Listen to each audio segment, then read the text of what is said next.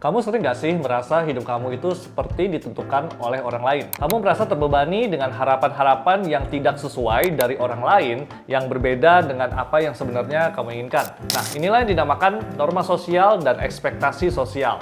Kita akan membahasnya di video kali ini. Welcome to Creators Mind.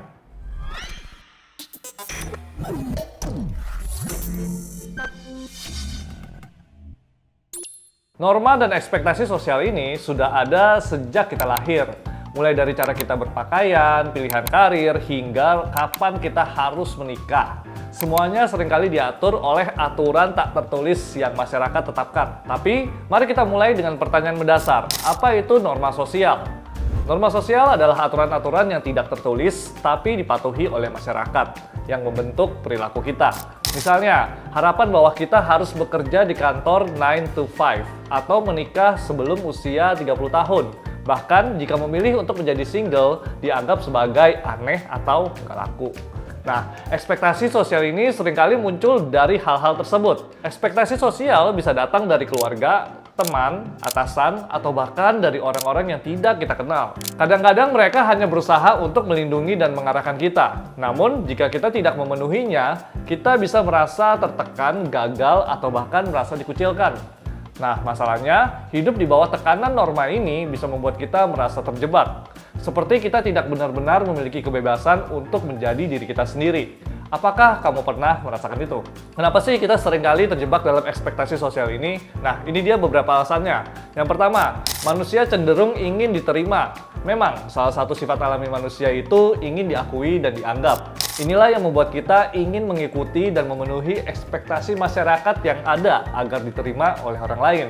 Yang kedua, alasannya ada tekanan dari orang-orang terdekat, terutama keluarga. Contohnya, sebagai orang keturunan Tionghoa, seorang anak yang belum menikah biasanya akan tinggal bersama orang tuanya. Orang tua akan merasa tenang dan melepaskan anaknya jika sudah menikah. Ini adalah salah satu tekanan di mana pada akhirnya si anak akan merasa terbebani untuk segera mencari pasangan dan menikah. Padahal belum tentu itulah yang si anak inginkan. Apa yang terjadi ketika kita terus-menerus mengikuti norma-norma ini tanpa pernah mempertanyakan? Kita bisa merasa kehilangan diri kita. Kita mungkin memenuhi standar masyarakat, tapi di dalam diri kita merasa kosong. Ada banyak orang yang akhirnya memilih karir yang tidak mereka sukai hanya karena itu dianggap stabil atau prestisius di mata orang lain. Padahal, mungkin yang mereka inginkan adalah menjadi seniman, penulis, atau bahkan petualang. Ketika hidup kita terlalu banyak didikte oleh ekspektasi orang lain, kita kehilangan jati diri. Sekarang kita bahas yang namanya Imagine Orders. Jadi ini adalah insight yang saya dapatkan dari buku Sapiens dengan penulis Yuval Noah Harari yang menemukan bahwa dalam sejarah tidak ada keadilan. Jadi bagaimana manusia di masa lalu mengatur masyarakat mereka dalam jumlah yang besar supaya tetap mengikuti aturan mereka? Jawabannya adalah dengan Imagine Orders. Jadi mereka membuat sebuah norma, kepercayaan, legenda, atau budaya khusus di dalam circle mereka yang menyatukan mereka. Inilah yang dinamakan Imagine Orders atau aturan-aturan yang diciptakan. Konsep ini merujuk pada struktur sosial, politik, ekonomi, atau budaya yang hanya dalam pikiran manusia, tetapi memiliki dampak yang sangat nyata dalam kehidupan sehari-hari. Contohnya adalah negara, hukum, uang, Pancasila, Bhinneka Tunggal Ika, atau kepercayaan agama-agama yang ada. Meskipun ini tidak bisa dilihat atau diraba, kita semua sepakat untuk mempercayainya dan berperilaku sesuai dengan sistem tersebut yang memungkinkan kita hidup bersama dalam kelompok yang besar. Kita diedukasi tentang Imagine Orders ini sejak lahir. Menurut Harari, Imagine Orders ini telah memungkinkan manusia untuk bekerja sama dalam jumlah yang besar dan menciptakan peradaban yang jauh lebih kompleks daripada spesies lainnya. Namun, di sisi lain, Imagine Orders juga bisa menimbulkan ketidakadilan dan konflik jika mereka tidak diterima atau dijalankan dengan adil sehingga menimbulkan hierarki. Laki-laki dianggap superior, sementara perempuan dianggap kaum lemah dan hanya harus menurut pada laki-laki. Terjadi hierarki antara orang kulit putih dan kulit hitam. Diskriminasi ras, gender, dan seksualitas pun terjadi.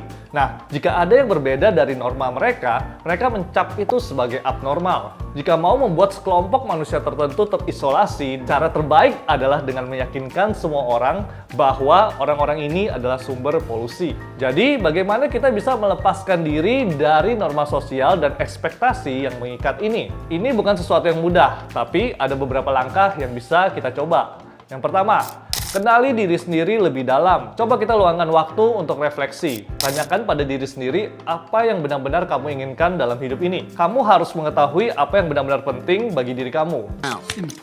Apa nilai hidup yang ingin kamu pegang dan apa tujuan jangka panjang kamu.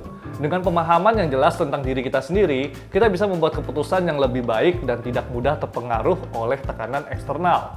Misalnya, jika kamu lebih memprioritaskan kebahagiaan dan kesejahteraan mental dibandingkan dengan pencapaian materi atau status sosial, kamu mungkin lebih nyaman dengan pilihan hidup yang mendahulukan kesehatan dan apa yang membuatmu bahagia daripada norma umum.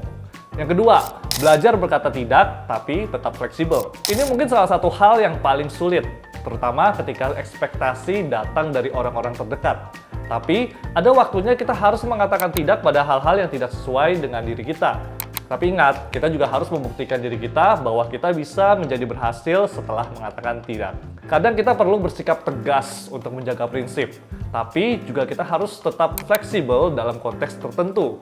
Tidak semua norma sosial harus diikuti secara kaku, dan tidak semua ekspektasi orang lain perlu diindahkan jika itu tidak sejalan dengan kebutuhan atau nilai pribadi kita. Misalnya, kita mungkin harus berpakaian atau bertindak sesuai dengan ekspektasi profesional di tempat kerja, tapi di luar itu, kita bisa mengekspresikan diri secara lebih bebas.